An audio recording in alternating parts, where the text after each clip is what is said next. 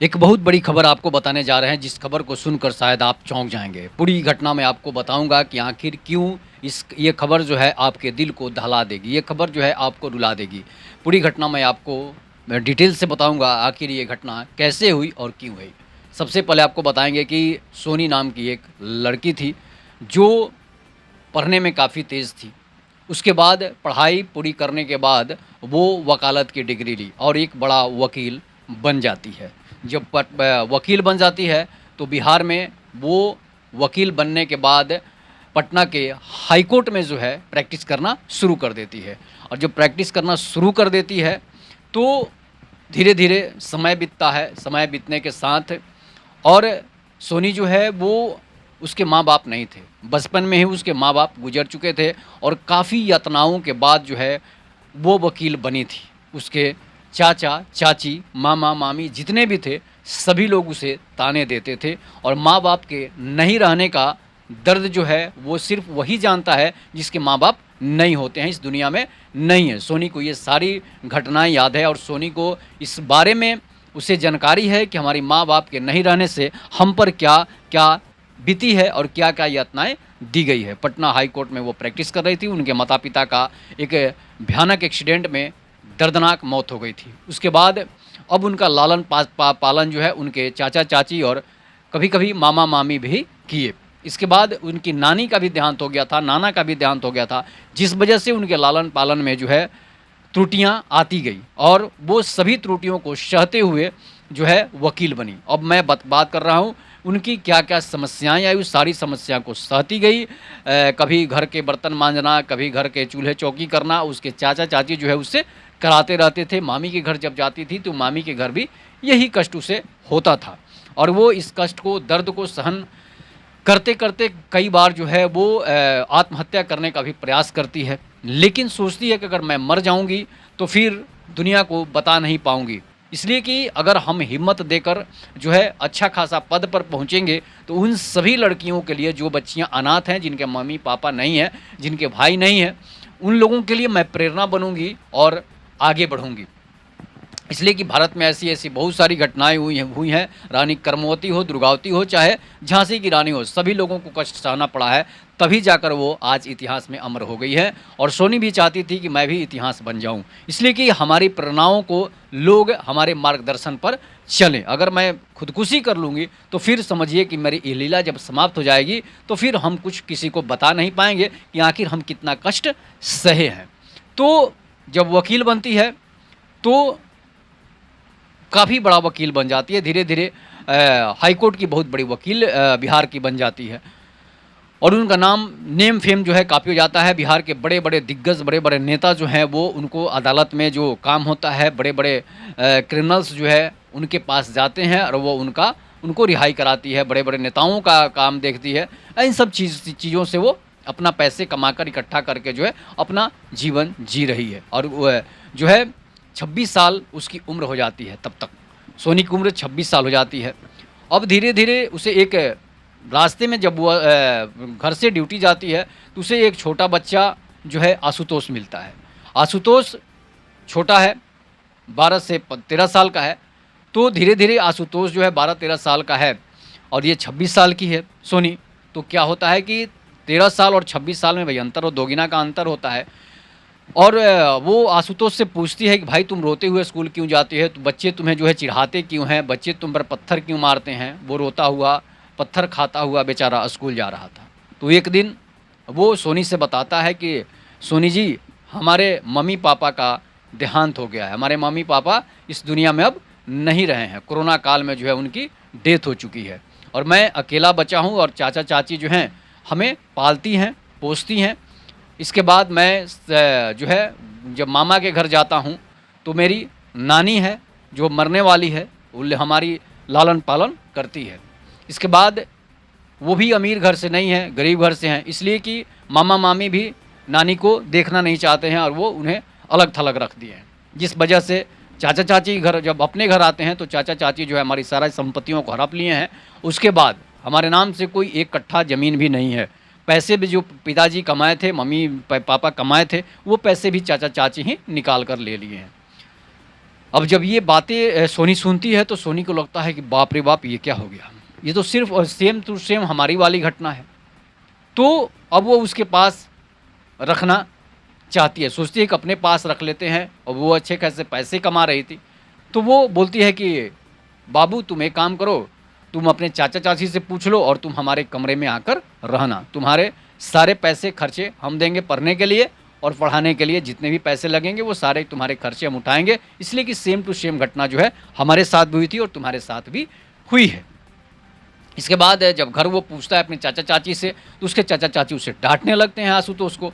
तो कि नहीं, तुम्हें कहीं नहीं जाना है, तुम्हें यहीं रहना है। इसलिए कि घर का सारा काम वो लोग उसी से कराते थे। अपने लड़के का कोई समस्या हो, अपने बेटी का कोई समस्या हो, तो वो आशुतोष से ही कराते थे। स्कूल छोड़ना हो या फिर स्कूल भेजना हो, घर के बर्तन मांजना हो, या फिर घर के जितने बाहर के काम थे, सब्जी लाना, बच्चों को खिलाना, उसी के ज़िम्मे था। बेचारा आशुतोष, मम्मी-पापा तो उसके थे नहीं, वो दर्द से करा रहा था, दुःख से रो रहा था, लेकिन उसे भी आत्महत्या करने का विचार आया, लेकिन वो आत्महत्या नहीं कर सका था। उसके बाद क्या होता है कि महिला वकील सोनी उसे ज़बरदस्ती बताती है और अपने घर रख लेती है। उसके मम्मी-पापा को बताती है, जो उसके चाचा-चाची थे उसे बताती है कि देखिए, इसके पापा तो गुज़र चुके हैं, आप इनको सता नहीं सकते हैं। अगर आप इसको सताएँगे तो फिर हम आपको जेल में डाल देंगे। इसलिए कि एक बड़ी वकील थी, सभी लोग उससे डरते थे, और टॉप क्लास की वकील बन चुकी थी वो बिहार की। इस बीच क्या होता है कि सोनी अपने पास जो है आशुतोष को रख लेती है। जब आशुतोष को अपने पास रखती है तो क्या होता है कि उस आशुतोष का घर का खाना-पीना सारा चीज़ वो जुटाती है। अब सोनी की जो महिला वकील हैं, जो सहपाठी वकील थी, चाहे जेंट्स हो चाहे उसकी सहेलियाँ हो, सभी लोग ताना मारने लगते हैं, भई ये एक अपने से दोगुने कम उम्र के लड़के को रखी है, घर में रखती है, इसका मतलब है ये गलत काम करती है। अब ये लोग आरोप लगाना शुरू कर देते हैं, मजाक-मजाक में कोई सहेलियाँ थी सोनी की, वो बोल देती है। चंपा, दीपा जो थी बोल देती थी कि भाई बड़ी कम उम्र के लड़के से मज़ा काट रही हो, बड़ी कम उम्र के लड़के के साथ एन्जॉय कर रही हो, रोमांस कर रही हो। सोनी तो गुस्से से भर जाती है कि भाई हम उसे अपने बेटे की तरह, अपने भाई की तरह पाल कर रखे हैं और तुम इस तरह की बातें बोलती है। अब ताना तो सहना पड़ेगा, इसलिए कि एक जवान लड़का है, जो 13 साल का 14 साल का लड़का हो चुका है। सोनी 26 साल के 25-26 साल की हो चुकी है। तो कोई समझेगा कि भाई अपने से छोटे उम्र की लड़कियों को पटाना लड़कों की आदत है, और लड़कियों की आदत है कि अपने से छोटे उम्र के लड़के को पटाएँ। दोनों में ये प्रकृति का नियम है, चलते रहता है, एन्जॉय होना चाहिए। और आजकल की लड़कियां जो है अपने से कम उम्र के लड़कों को पटाना चाहती है, ताकि जो है उसे ज़्यादा फुल एन्जॉय मिल सके। तो लड़के जो हैं अपने से छोटी उम्र की लड़कियों को पटाते हैं ताकि उसे एन्जॉय भरपूर मिले। तो इस तरह से ताने उसे कसना शुरू कर देते हैं लोग। यहाँ तक कि लड़के के जो आशुतोष के जो दोस्त थे, वो भी ताने कसने लगते हैं कि बड़ी माल फँसाया है भाई। क्या बात है कि तुम इतनी सुंदर महिला वकील को फँसा लिए हो। इस तरह की बातें जो है लोग बोलने लगते हैं। अब दोनों को ताना सहना पड़ता है। ये स्कूल जाता है तो ताना सहता है, वो कोर्ट जाती है तो ताना सहती है। इस तरह सोनी एक दिन सोचती है कि भाई ये तो बहुत गड़बड़ वाली बात हो जाती है, इसलिए कि हम बदनाम हो रहे हैं, इसे रखे हुए हैं। एक लड़का जो है सुंदर सा लड़का है, देखने में काफ़ी सुंदर था और हिष्ट-पुष्ट था, तो लगता नहीं था कि वो 13-14 साल का लड़का है। लगता था कि 20-22 साल का, 25 साल, 26 साल का लड़का है, इसलिए कि काफ़ी मोटा-ताज़ा था। तो सोनी को लगता है कि भाई अब किया तो क्या जाए, वो सोचने लगती है। कोई ऐसा नियम भी नहीं बना है, कोर्ट का भी नहीं नियम आया है कि 15 साल 14 साल के लड़के से शादी कर लें, इसलिए कि आपको जेल हो जाएगी, महिला वकील हैं आप, और वो लड़का को तो भाई नाबालिग माना जाता है। तो वो एक दिन अदालत में जब कोर्ट लगता है तो वो जज साहब से पूछती है कि मैं एक लड़के को रखी हूँ, लोग हमें ताने दे रहे हैं, क्या मैं उससे शादी कर सकती हूँ? तो जज साहब बताते हैं कि आप इतनी बड़ी महिला वकील हैं और इतनी बड़ी वकील हैं, वरिष्ठ वकील हैं, सबसे ज्ञान में सबसे ज़्यादा अधिक जानकारी है आपको, आपकी काफ़ी वकालत चलती है, बड़े-बड़े नेता, बड़े-बड़े मंत्री और बड़े-बड़े लोग आपके पास अधिकारी आते हैं बेल कराने के लिए। हम लोगों के भी पसीने छूट जाते हैं, और आप इतनी घटिया हरकत करेंगी तो फिर आपको सज़ा हो जाएगी।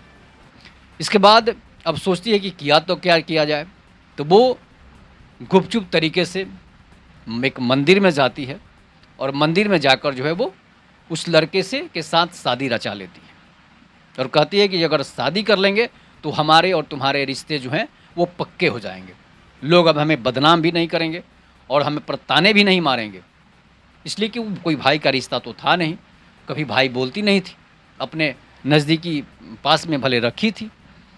तो वो मंदिर में गुपचुप तरीके से दोनों शादी कर लेते हैं और शादी करके घर वापस चले आते हैं, अपने घर रख लेती है। मांग में सिंदूर देखा जाता है। जब अदालत लगती है, महिला जो कोर्ट में पहुंचती है, हाई कोर्ट में पहुंचती है, तो जज साहब पूछते हैं कि सोनी जी आपने शादी कर ली? तो बोलती कि हाँ हमने शादी कर ली। तो भाई मिठाई बांटनी चाहिए, पूरे कोर्ट के कर्मचारियों को मिठाई बांटना चाहिए था आपको। बोले कि बांटेंगे लेकिन 2-3 साल के बाद बांटेंगे। तो बोले कि क्यों भाई 2-3 साल के बाद क्यों बांटेगी? तो नहीं, हम 2-3 साल के बाद इसलिए बांटेंगे कि सुहाग रात जो है वो 2-3 साल के बाद ही मनाएंगे। तो जज साहब भी हक्के बक्के रह जाते हैं कि भाई ये आखिर कौन सी कैसी शादी कर ली कि भाई 2-3 साल के बाद सुहाग रात मनाएगी, 2-3 साल के बाद मिठाइयाँ बांटेगी। तो सारी कहानी का डिटेल्स जब जज साहब को पता चलता है तो जज साहब यही बोलते हैं, क्या कानून के पन्ने से, क्या कानून के रिश्ते से दिल का रिश्ता बड़ा है? तो जज साहब बोलते हैं कि हाँ, दिल का रिश्ता बड़ा होता है। संविधान से भी बड़ा अगर कोई रिश्ता है, संविधान से भी बड़ा अगर कोई पन्ना है तो वो दिल का पन्ना है, दिल का रिश्ता है। दिल से बड़ा संविधान नहीं है, प्रेम से बड़ा संविधान नहीं है। इसलिए कि दिल की अदालत में जो है फैसला दिल करता है और संविधान की अदालत में फैसला जज करते हैं। यही अंतर होता है कि दिल की अदालत में फैसला दिल ही करता है और संविधान की अदालत में फैसला दूसरे के हाथों में होती है, मतलब जज करता है। अब दिल की अदालत जो है लगा हुआ है और दिल की अदालत गवाही ये दे रहा है कि आप उस लड़के से शादी कर लो।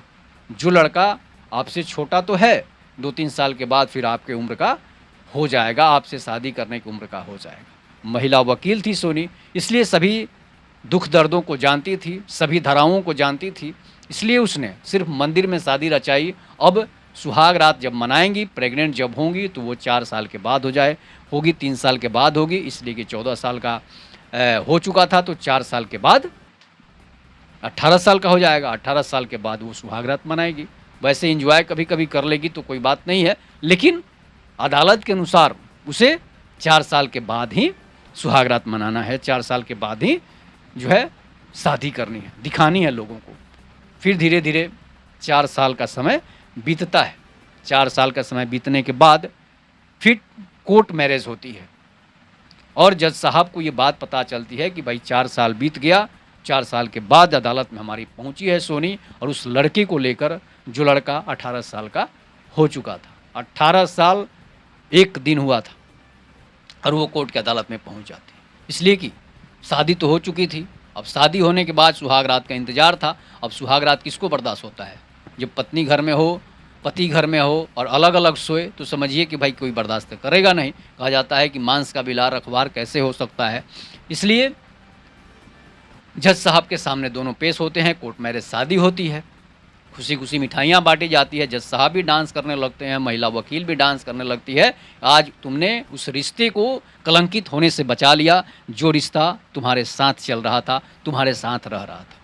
इसलिए कि अगर ये रिश्ता टूट जाता, ये रिश्ता अगर नहीं बनाती तो शायद आज आशुतोष कहीं और होता, कहीं और जो भी काम कर रहा होता, प्राइवेट काम कर रहा होता या कहीं भीख मांग कर खा रहा होता। लेकिन आज एक दिल के रिश्ते ने उसे बचा लिया, उस व्यक्ति को बचाया था, उस आशुतोष को बचाया था जिसके मम्मी पापा नहीं थे। और उस बचाने वाला वो थी सोनी, जो कि एक महिला वकील थी। उसके भी माता पिता का, वो भी अनाथ थी, उसके भी माता पिता का देहांत हो चुका था। तो एक दर्द सहने वाला ही अगला दर्द सहने वाले को समझ सकता है, नहीं तो जो कभी गरीबी में पला नहीं हो, जो कभी अनाथ हो नहीं, वो इस बात को नहीं समझ सकता है। तो ये कहानी आपको कैसी लगी? बिहार की घटना है, इस पर आप लोग अपनी प्रतिक्रिया जरूर दीजिएगा। तब तक के लिए नमस्कार, जय हिंद, जय भारत, जय श्री राम।